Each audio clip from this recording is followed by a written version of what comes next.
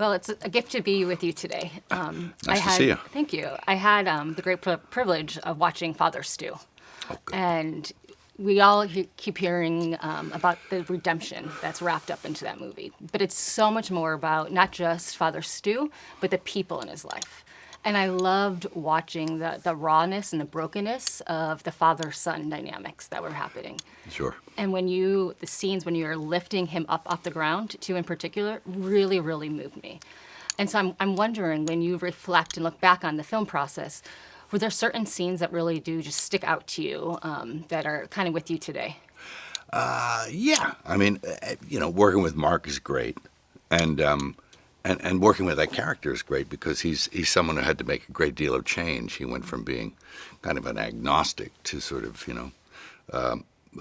through being able to sort of be selfless with his son. And he did everything for him, lifted him, carried, and he was in his 70s, and he was lifting a 6'2" guy who weighed, over 200 pounds. I asked him how he did it. And he said, I think I might have got a little help from above. And because I don't think I could do that. I mean, I couldn't even lift Mark. And he was a lightweight. So what is that like? What is that process of being able to actually become a character to bring that truth to the world, right? You're taking someone's story that's so powerful and real, and you want the world to experience it.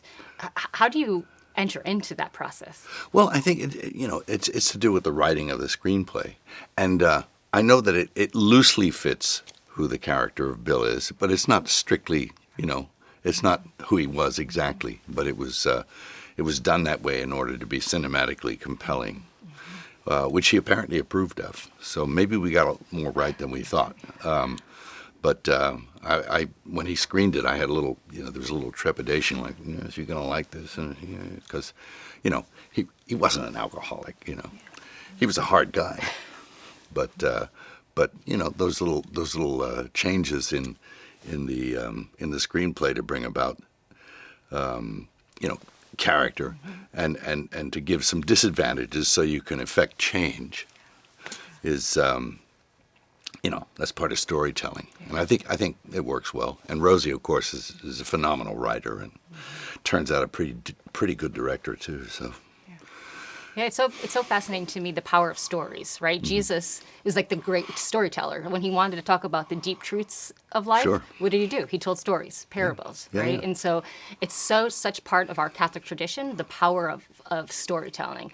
And I think you have done such a tremendous work about showing that we could be Catholics, engaged in this industry, and do it really well. Like that's when I look back at Father Stew, it's not only that the video has all these amazing themes, but it's produced beautifully, right? Like, so is it possible? Like, is it possible that Catholics we could do it? Like, we could be good storytellers, we could work in the industry, and we could create beauty. Of course, and that's where it comes from. Look at a Caravaggio.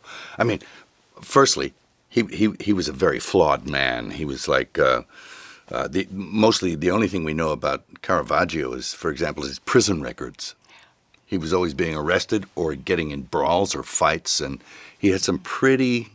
He was pretty rough trade. But look at the art, and look at the themes, and those paintings almost move. Oh, yeah. When you look at them, And he told a story with every picture. And we're kind of like the modern Caravaggios, we have cinematic images.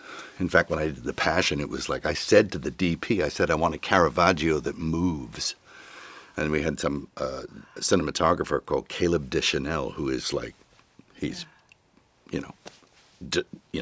top notch. I was watching dailies and I was like, wow. I said, it's a moving Caravaggio. And he said, he just tossed it off. He said, well, that's what you wanted, isn't it? I said, well, yeah, but like I couldn't get over it, So, these things, I don't think, I think actually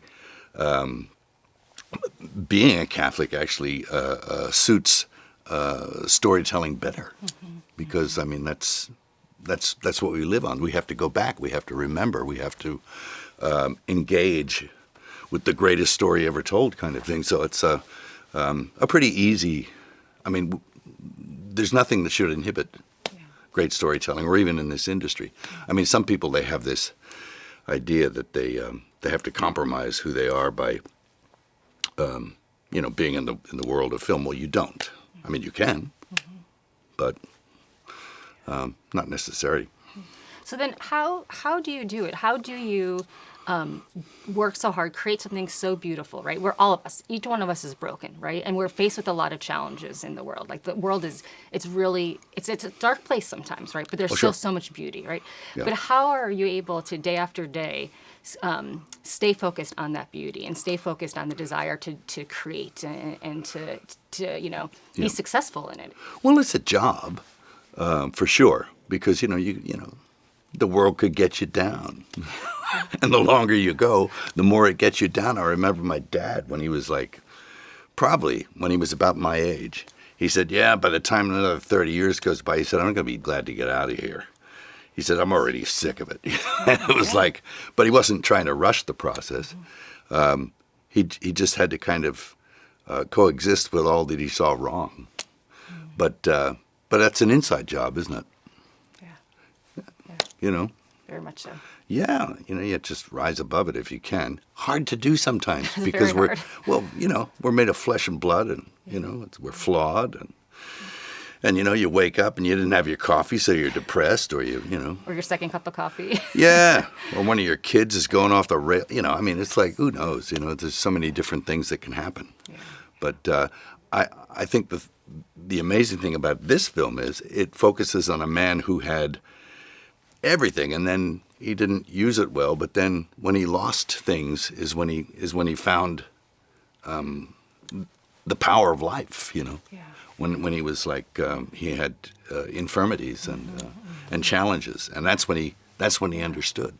So it's And it's the power of the other person too. Sometimes someone else's suffering could lift you out of your own brokenness, right? It's not only Of course. sometimes our own suffering that could lift us, but Sure. just like your character did, Absolutely. It's that collective, you can sit with a bunch of people and man, everybody's got something, Everyone's dragging some boulder or cross or something, and it's so just, sharing those things, it helps you deal with it better. It's a shared experience. Yeah.